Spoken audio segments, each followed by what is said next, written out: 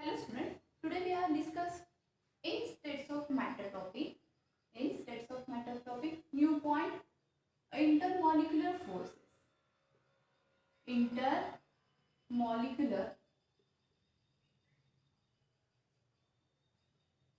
forces. In this last lecture, we see a difference between solid, liquid, and gases. So different properties or different point between solid, liquid, and gaseous state we discussed in last lecture. So in this lecture, we have discussed intermolecular forces. Means in this compound Na. So Na plus means this is cation react with Cl minus ion means chlorine ion to form a new compound Na plus Cl minus means sodium chloride. So this sodium chloride are sodium valence is 1 and outermost shell valence electron is only 1. So chemical bond form of sodium element is only one bond form and chlorine also one bond form. So between chlorine and sodium atom there is a force of attraction to bond between these two element are joining by a force or by a bond. So between this bond we call as force of attraction between sodium and chlorine ion. There is a force of attraction. There is a force of attraction between sodium and chlorine element.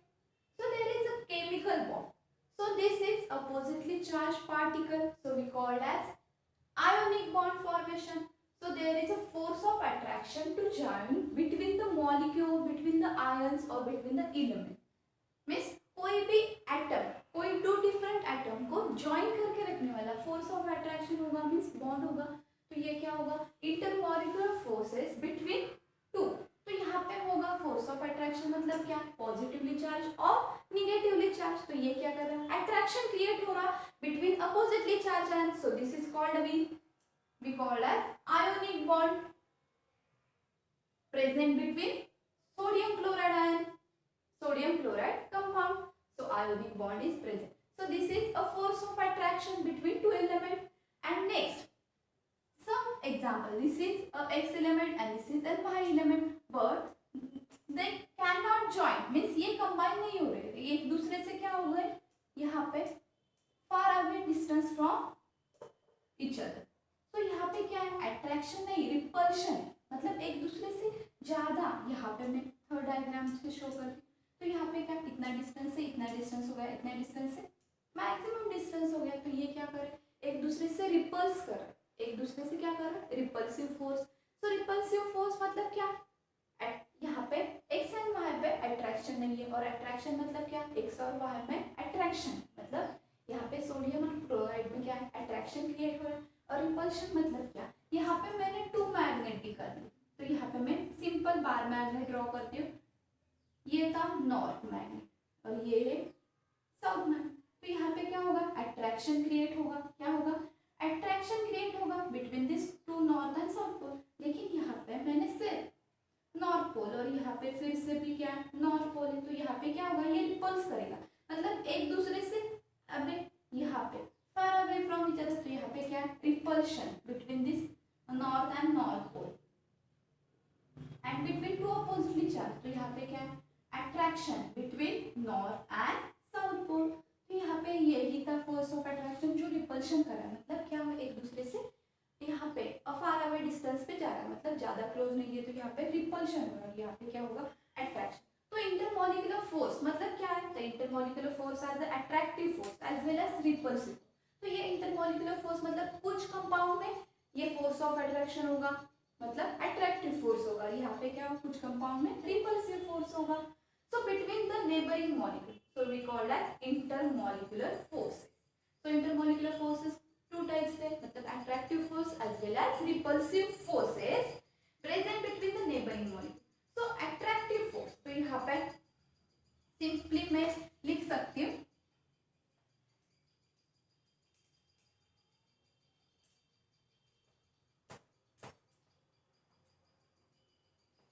intermolecular force, intermolecular forces are attractive, as well as repulsive force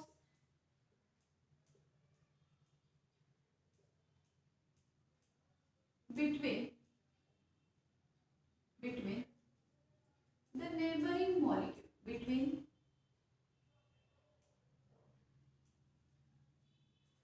the neighboring molecule. So intermolecular force means attractive forces as well as repulsive forces present between neighboring molecules. So attractive forces decreases means as we decrease the attractive force means for example यहाँ पे मैंने structure of atom लिखा है तो ये structure of atom में proton plus neutron present in nuclear and extra nuclear part revolve around this nuclear तो यहाँ पे मैं number of shell increase कर देती हूँ तो distance भी क्या होगा distance between nucleus to outermost shell बढ़ जाएगा तो यहाँ पे distance between nucleus outermost shell electron force of attraction होगा लेकिन लूजली पैक लेकिन कंपैरेटिव टू यहाँ पे मैंने के शेल और यहाँ पे एल एम ये एन शेल तो किस इलेक्ट्रॉन का फोर्स ऑफ अट्रैक्शन ज्यादा होगा ये इंटरमोलिक मतलब न्यूक्लियस टू आउटरमोस्ट शेल हम एटॉमिक साइज और रेडियस के तो इस फर्स्ट इलेक्ट्रॉन और न्यूक्लियस के फोर्स ऑफ अट्रैक्शन क्या होगा ज्यादा होगा as compare to N shell electron के मतलब डिस्टेंस जैसे मैंने बढ़ा दिया तो यहाँ पे क्या होगा अट्रैक्टिव फोर्स कम होगा डिस्टेंस जैसे मैंने बढ़ा दिया तो यहाँ पे attractive force as compare to first shell last shell का क्या होगा कम होगा जैसे ही हम डिस्टेंस बढ़ा देते so as we distance increases तो attractive force between this nucleus to outermost shell is increases so next we rise a point in attractive or intermolecular forces the attractive force decreases attractive force decreases as we increase with increase in distance with increase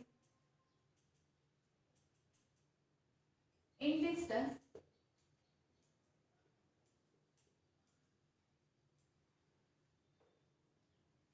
between the molecule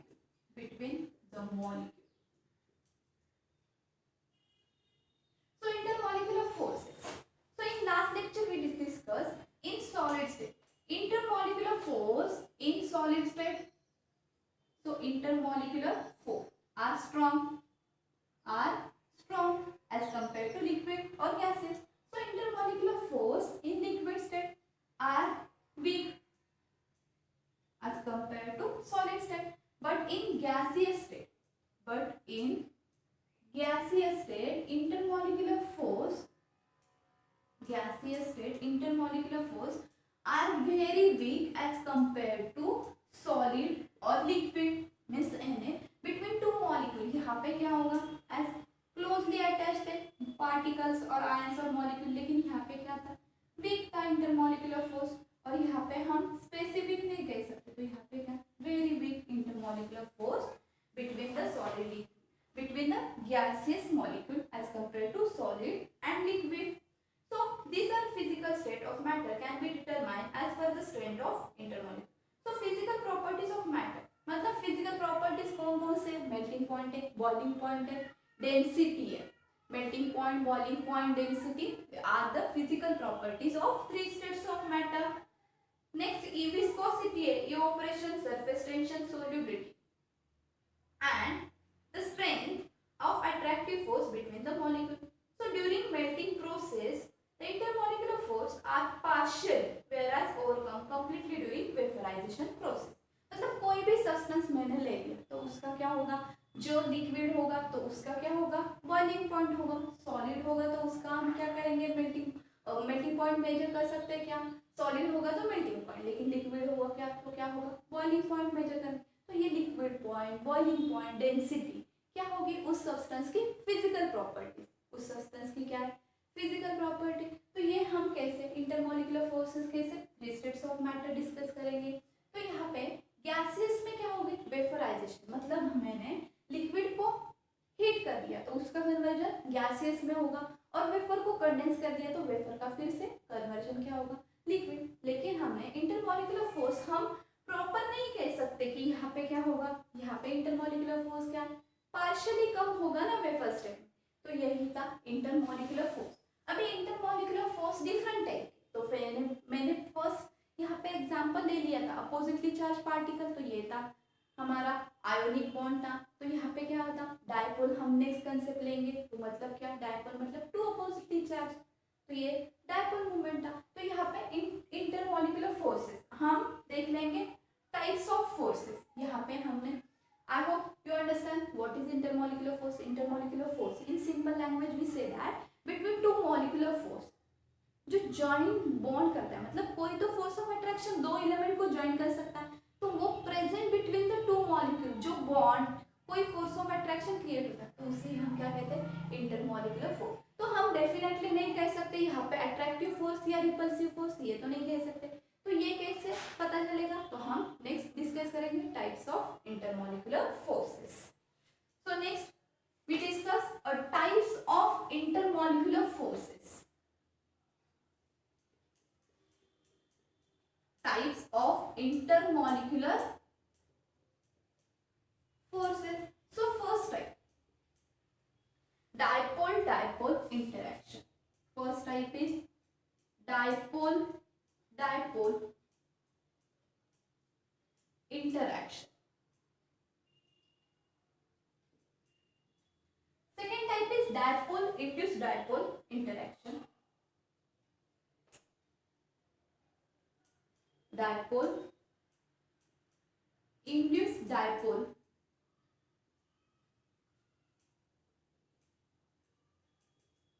interaction. Third type is ion dipole interaction. Ion dipole interaction. And fourth type is hydrogen bonding. Fourth type is hydrogen bonding. And fifth type is van der Waals force. Van der Waals force or London dispersion force.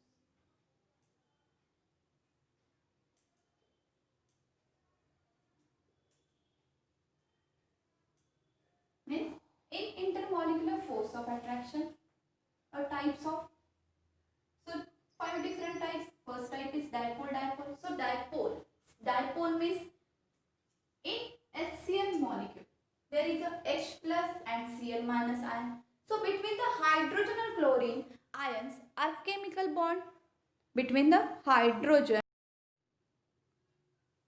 So in this hydrogen chloride, H plus means cation and Cl minus is anion.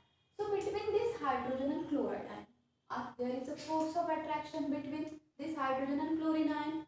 So this force of attraction we call as positively charged, means dipole, means two pole. So dipole means oppositely charged ion. Dipole means oppositely charged ion. So we call as dipole molecule. So in this intermolecular force between hydrogen and chlorine ion is present. So we discuss types of intermolecular force. First type is dipole-dipole interaction. So next we see, first before you start, first type means dipole-dipole interaction. First we discuss what is a polar and what is a non-polar molecule. First we discuss what is a polar and what is a non-polar molecule. So first definition, if the center of positive and negative charge coincide at one point, then the molecule is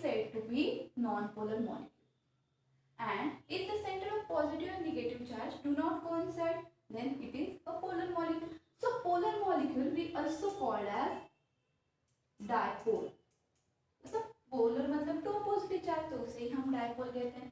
so non polar molecule मतलब ये क्या है, positive और negative charge coincide होता है तो non polar, तो ये क्या है, फॉर एग्जांपल मैं एग्जांपल लेती हूँ ऑक्सीजन O2, तो ये टू मॉलिक्यूल है, तो यहाँ पे स्ट्रक्चर ऑफ एटम ड्रॉ कर देती हूँ। तो structure of atom proton plus neutron present in the nucleus and extra nuclear part, तो एक ऑक्सीजन एटम के पास कितना है, एटॉमिक नंबर 8 है ना, तो यहाँ पे 8 इलेक्ट्रॉन, फर्स्ट शेल में 2 की कैपेसिटी के शेल की, तो फर्स्ट शेल में मैं 2 इलेक्ट्रॉन फिल, और नेक्स्ट रिमेनिंग 6 इलेक्ट्रॉन में फिल करती हूँ second shell. So this is first oxygen atom. Next this is oxygen atom, this is nucleus and there is a means यहाँ पे क्लोजली ड्रॉ कर देती हूँ,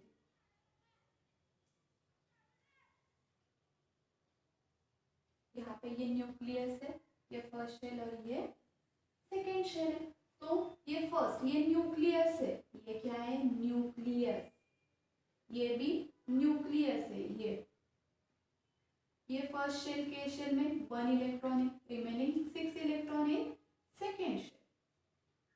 तो यहाँ क्या हो रहा है, मतलब ये पॉजिटिव, जो पॉजिटिव चार्ज यहाँ पे न्यूक्लियस में प्रेजेंट होता है ना, यहाँ पे क्या मैंने न्यूक्लियस लिखा दिया, तो यहाँ पे जो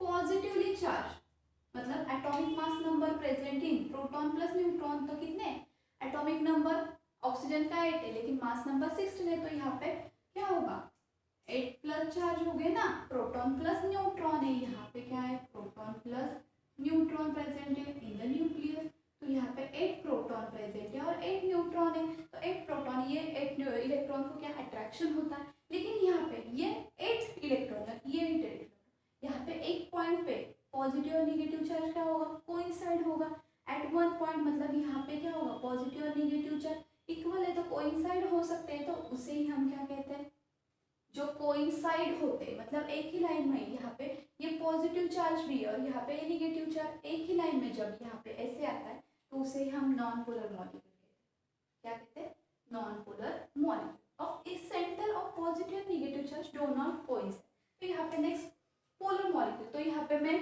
HCl ले लेती हूँ, तो हाइड्रोजन के पास कितने इलेक्ट्रॉन है, नंबर ऑफ एटम हाइड्रोजन का 1 ही है, तो ये मैं यहाँ पे दिखा देती हूँ, हाइड्रोजन एटम का कितना है, ये हाइड्रोजन एटम का पॉजिटिव चार्ज 1 ही है ना, और यहाँ पे इलेक्ट्रॉन भी हाइड्रोजन के पास कितने 1 ही है हाइड्रोजन एटम, और ये क्लोरीन एटम, तो क्लोरीन एटम के पास कितने हैं मतलब 17 है ना क्लोरीन एटम का, तो Z which is equal to 1 है और यहाँ पे Z which is equal to 17, so first 2 electron है, फिर यहाँ पे क्या हो गए 8 इलेक्ट्रॉन हो गए, सेकेंड शेल की 8 मतलब कितनी कैपेसिटी 80 इलेक्ट्रॉन की है, मतलब 1 2 3 4 5 6 7 और यहाँ पे 8 इलेक्ट्रॉन, और रिमेनिंग मतलब ये इलेक्ट्रॉनिक कॉन्फ़िगरेशन हम ऐसे लिख सकते हैं ना 2 + 8 10 और यहाँ पे 7, तो थर्ड शेल में कितने हो गए 7 इलेक्ट्रॉन, तो first second third fourth fifth 6 और यहाँ पे 7, तो किसका इलेक्ट्रॉन का क्लाउड ज्यादा है, यहाँ पे ओनली 1 इलेक्ट्रॉन हाइड्रोजन के पास है, लेकिन क्लोरीन के पास कितने इलेक्ट्रॉन है, यहाँ पे 17 इलेक्ट्रॉन, तो यहाँ पे कोइंसाइड होगा क्या, नहीं हो सकता, इसके पास एक ही इलेक्ट्रॉन और इसके पास ज्यादा है, तो यहाँ पे डू नॉट कोइंसाइड, मतलब ये पॉजिटिव और नेगेटिव चार्ज कोइंसाइड होते हैं क्या, नहीं होते, तो यहाँ पे इलेक्ट्रॉन का क्लाउड मतलब एट कोइंसाइड होता है, सेम डिस्टेंस पे रहता है, तो यहाँ पे क्या होता है नॉट कोइंसाइड, तो इस एलिमेंट को हम क्या बोलते हैं पॉजिटिवली चार्ज पार्टिकल, तो इसे हम क्या बोलते हैं पोलर मॉलिक्यूल। ऐसे जो एग्जांपल है मैंने HCl तो यही नहीं, बहुत सारे एग्जांपल है पोलर मॉलिक्यूल के और बहुत सारे एग्जांपल है नॉन, लेकिन ये समझ में आ गया मतलब डू नॉट कोइंसाइड, कोइंसाइड मतलब ये नॉट कोइंसाइड हो रहा है, ये क्या होता है कोइंसाइड, जो कोइंसाइड होते हैं वो नॉन पोलर मॉलिक्यूल, कोइंसाइड होते हैं वो क्या होंगे नॉन पोलर मॉलिक्यूल, मतलब पॉजिटिव और नेगेटिव चार्ज इक्वल होगा तो उसे ही नॉन पोलर, अब जहाँ पे डू नॉट कोइंसाइड तो उसे ही पोलर। अभी डायपोल मोमेंट मतलब the distance of separation of charge and product of charge, मतलब यहाँ पे डिस्टेंस होगा ना ये nucleus to outer most shell यहाँ पे, तो ये हम क्यू में मतलब ये डिस्टेंस हमने मेजर कर लिया प्रोडक्ट ऑफ चार्ज मतलब क्यू, तो यहाँ पे इस डायपोल मोमेंट को ही हम माइक्रो मतलब यहाँ पे इस यूनिट को माइक्रो, तो उसे क्या डायपोल मोमेंट की यूनिट क्या है डी पे, तो 1 डी पे which is equal to 1 D, capital D से मेजर करते हैं which is equal to 10⁻⁻⁷ electrostatic unit centimetre. तो डायपोल मोमेंट मतलब क्या, प्रोडक्ट ऑफ चार्ज, मतलब यहाँ पे कितना चार्ज है इस एलिमेंट पे और कितना डिस्टेंस है वो हम डायपोल, मतलब यहाँ पे पूरा डिटेल में नहीं, लेकिन पोलर और नॉन पोलर हमें टाइप्स ऑफ इंटरमॉलिक्यूलर फोर्स में स्टडी कर देना यहाँ पे, इसलिए मैंने समझा दिया। जो मतलब डायपोल मूवमेंट है तो उसे हम पोलर मॉलिक्यूल, जो चार्ज डू नॉट कोइंसाइड है लेकिन इसका कोइंसाइड होता है तो इसे नॉन, तो ये था पोलर और नॉन पोलर मॉलिक्यूल। तो ये कंसेप्ट याद रख देना, क्योंकि कोई भी टॉपिक में हमें मतलब डायपोल मूवमेंट आता है तो डायपोल मूवमेंट मतलब क्या, product of charge into separation of distance of charge between two molecule. तो यहाँ पे mu which is equal to q into 1 electrostatic unit centimetre है, तो चार्ज कितना होगा वो लिख देना और इनटू डिस्टेंस कर देना, तो डायपोल मूवमेंट हमें काउंट करने के लिए, कैलकुलेट करने के लिए आ जाएगा। यहाँ पे सिंपल मतलब पोलर का मीनिंग क्या समझा जा रहा है, सेंटर ऑफ पॉजिटिव और negative charge do not coincide, मतलब कोइंसाइड होता है तो उसे हम पोलर मॉलिक्यूल कहते हैं, और नॉन पोलर मतलब कोइंसाइड होते हैं इलेक्ट्रॉन पॉजिटिव और नेगेटिव, कुछ क्लाउड मतलब कोइंसाइड होता है तो उसे हम नॉन पोलर कहते हैं। So next we start a first type, a dipole interaction. Next we start a first type, a dipole interaction.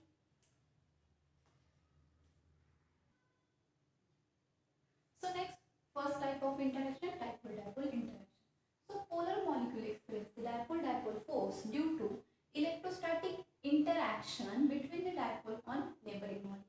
So dipole means two pole, two oppositely charged, two opposite charge pole. So it is also called as polar molecule. So it is also called as polar molecule. For example, we consider as HCl. So this H or this Cl. So we consider according to diagram, there is only one electron for hydrogen atom and there is 17 electron. So this chlorine atom has more cloud. इसके पास कितने electron था, 1 ही electron, इसके पास कितने 7, तो यहाँ पे क्या था, मोर क्लाउड था, किसका, इलेक्ट्रॉन का, मोर क्लाउड ऑफ इलेक्ट्रॉन। क्लोरीन के पास क्या था, मोर क्लाउड इलेक्ट्रॉन। तो ये हम क्या कहते हैं, मतलब यहाँ पे डायपोल मूवमेंट, मतलब यहाँ पे जो हाइड्रोजन है ये पोलराइजेशन मतलब कंटिन्यूसली पोलराइज कर देता है, ये क्या होगा, कंटिन्यूसली पोलराइज कर देता है, वाइब्रेट होता है, तो यहाँ पे क्या होगा, ये हाइड्रोजन जो पॉजिटिवली चार्ज, तो यहाँ पे पोलराइजेशन की वजह से यहाँ पे हम डेल्टा पॉजिटिव, जो ग्रीक लेटर डेल्टा है तो यहाँ पे हम डेल पॉजिटिव कहते हैं, डेल्टा पॉजिटिव पोलराइजेशन के। और यहाँ पे क्लोरीन मॉलिक्यूल जो है ये क्या है, निगेटिव चार्ज मतलब डेल निगेटिव, तो यहाँ पे सेपरेशन बिटवीन टू चार्ज, जो डिस्टेंस है तो इसे ही हम क्या मतलब जो डिस्टेंस होता, तो यहाँ पे डायपोल मोमेंट हम कैसे नोट डाउन करते हैं, मतलब ये डिपेंड बाद में किए, लेकिन माइक्रो मतलब ये डायपोल मूवमेंट हम काउंट करते हैं, dipole movement which is equal to means denoted as micro. और यहाँ पे क्या, सेपरेशन ऑफ चार्ज, तो मैं यहाँ पे कैपिटल क्यू इनटू ये कितना चार्ज डिस्टेंस होगा वो हम, तो यहाँ पे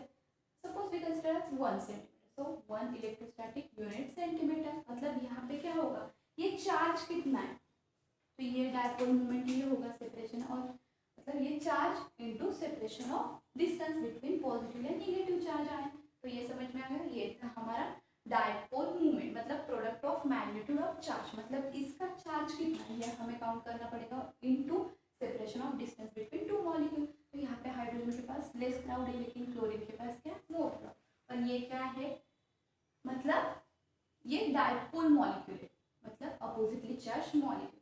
सो dipole moment is a vector quantity, dipole moment क्या है, वेक्टर क्वांटिटी, मतलब ये मैग्नीट्यूड भी और डायरेक्शन भी शो करती है, तो ये क्या है, डायपोल जो मोमेंट है ये क्या है, vector quantity, it is a vector quantity है and it is depicted by small arrow with the tail, मतलब ये कैसे शो करते हैं, यहाँ पे जो डायपोल मोमेंट मतलब कैसे शो करेंगे, यहाँ पे ये टेल है और एक साइड से एरो ऐसे शो करेंगे, डायपोल मोमेंट कैसे हम शो करेंगे, यहाँ पे ये एरो, हाइड्रोजन के पास लेस क्लाउड है तो ज्यादा क्लाउड किसके पास है, क्लोरीन, तो एरो हमने कहाँ पे लिखा है, क्लोरीन की तरफ, और टेल कहाँ पे, हाइड्रोजन की तरफ, तो ये साइन ऐसे हम डिनोट करते हैं, मतलब मतलब जो टूवर्ड्स नेगेटिव, जिसके पास ज्यादा क्लाउड है वहां पे हम हेड मतलब एरो शो करेंगे, पाउंड पॉइंट करेंगे, और जिसके पास लेस क्लाउड है वहां पे टेल शो करेंगे।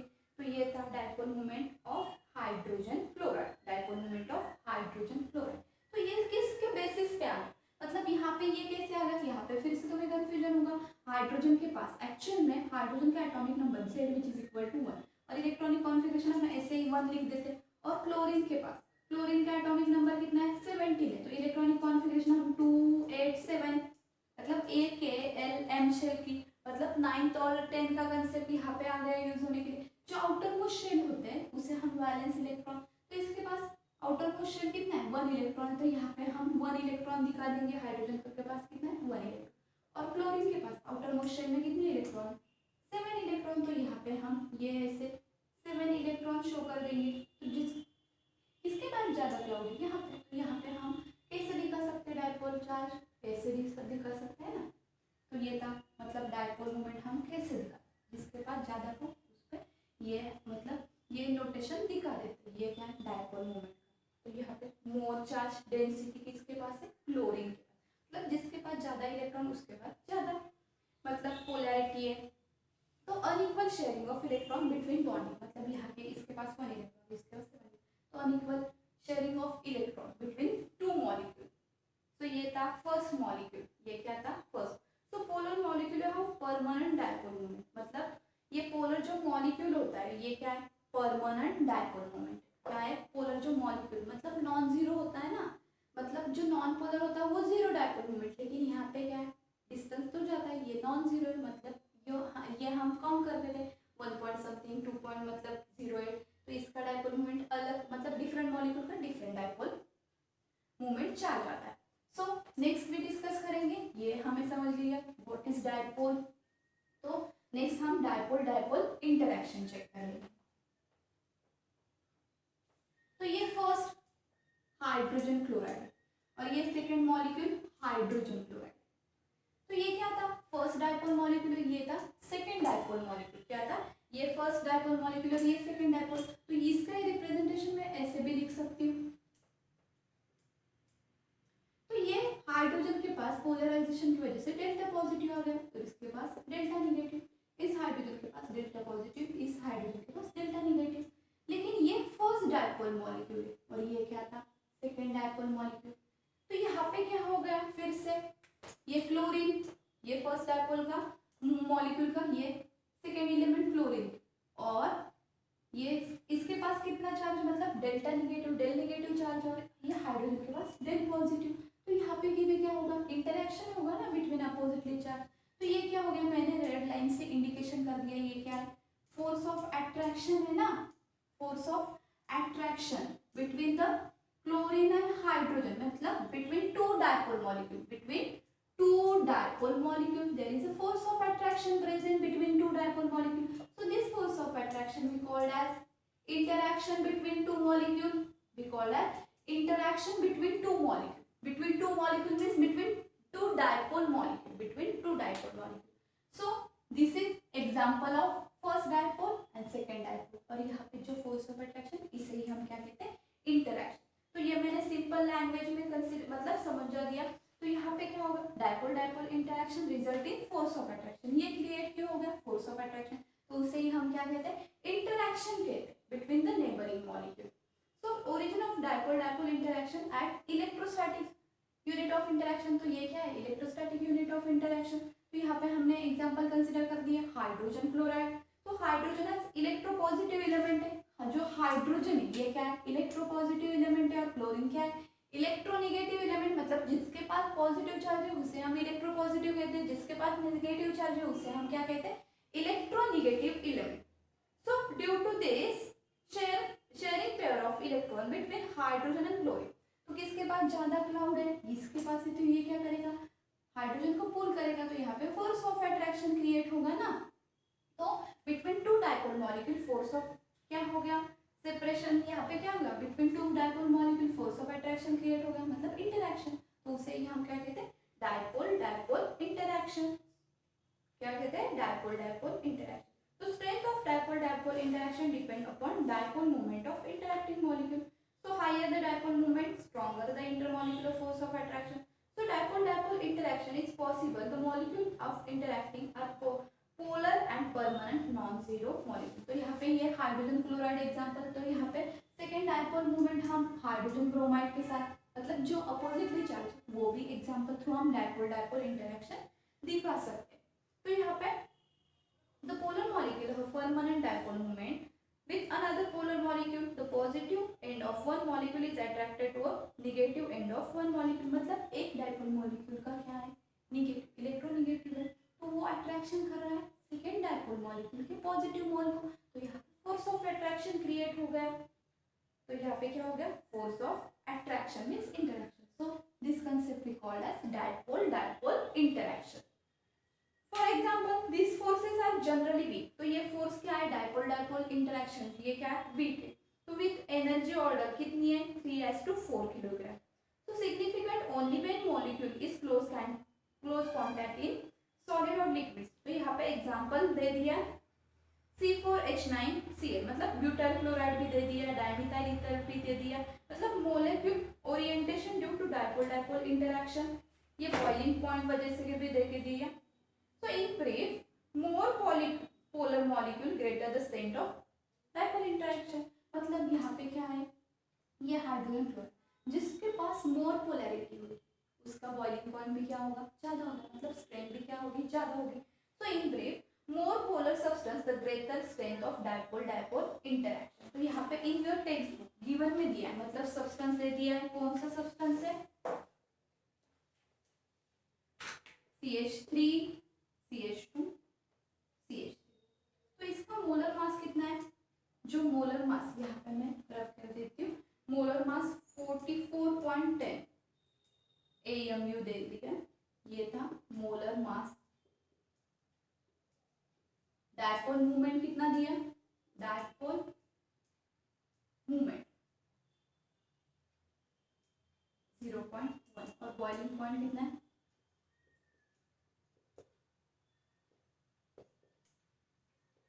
31. नेक्स्ट ईथर का example, dimethyl ether. Next methyl chloride. तो इसका मोलर मास 46.07 50.49. इसका डायपोल मोमेंट चार्ज 1.3 1.9 और बॉइलिंग पॉइंट 248 और 249. तो यहाँ पे क्या समझ में आ रहा है, मोर पोलर सब्सटेंस, मतलब ज्यादा पोलर सब्सटेंस कैसे हो सकता है, the strength of dipole dipole interaction. तो यहाँ पे मॉलिक्यूलर मासेस दे दिया but different in dipole movement. मतलब मॉलिक्यूलर मासेस कितने हैं, इसका फर्स्ट का 44 है, सेकेंड का 46 और 50.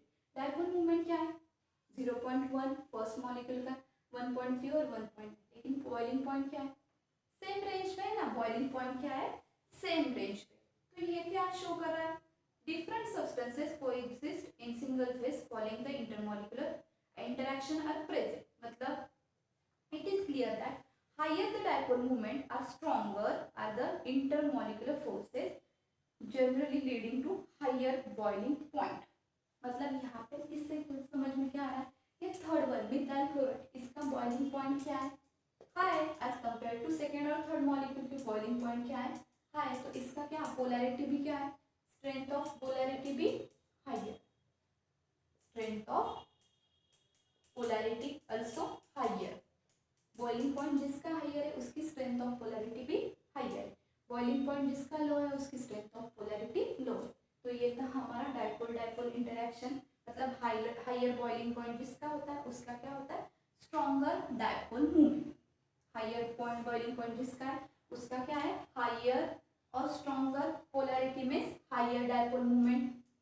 डायपोल मूवमेंट भी ज़्यादा है और स्ट्रेंथ ऑफ पोलैरिटी भी ज़्यादा है जिसकी बॉइलिंग पॉइंट हाई है. तो इस चार्ट से हमें ये समझना. और सिंपल हम डायपोल डायपोल मतलब एक डायपोल मूवमेंट का हमने दिखा दिया और सेकेंड का भी दिखा. तो between the force of attraction between oppositely charge ion, so it is called as dipole dipole interaction. Means polar molecule experience dipole dipole force due to electrostatic interaction between dipole molecule. So this concept is first type of interaction, dipole dipole interaction. So I hope you understand all this concept clearly. If you have any doubt or confusion, then ask me. Thank you, student.